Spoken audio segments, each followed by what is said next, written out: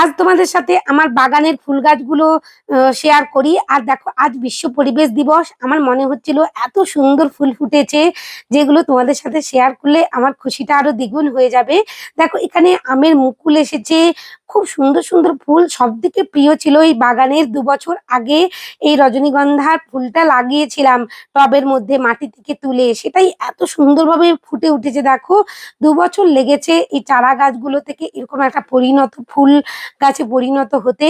আর এখানে পেয়ারা গাছ আর জামরুল গাছ, যার কথা না বললেই নয়। এই জামরুল গাছটা অসংখ্য জামরুল হয়েছে থোকায় থোকায়। আর এই জামরুল গাছটার বিশেষত্ব কি জানো তো? আমার বড় ছেলের জন্মদিন 6ই জুন। তো ও জন্মদিনে প্রত্যেকবারে একটা করে গাছ উপহার নেয়। এটা ওর 12তম জন্মদিনের উপহার ছিল।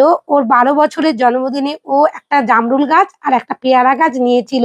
পেয়ারা গাছটা তোমাদেরকে তো দেখিয়ে দিলাম, ছোট ছোট পেয়ারা ফুলেছে। আর এই জামরুল গাছটা 4 বছর লেগে গেছে এরকম ফল আসতে। অসংখ্য জামরুল হয়েছে আর থোকায় থোকায়। পাখিও খুব আসছে ঝাঁকে ঝাঁকে, পাখিরাও গান গাইছে, খাচ্ছে। তার সাথে তলাতেও দেখো পড়ছে এখানে অনেক। এখানে তলার পড়ে যাওয়া জামরুল গুলো পিঁপড়ে বিভিন্ন পোকামাকড় খাচ্ছে। এত মিষ্টি, এত সুন্দর টেস্টি।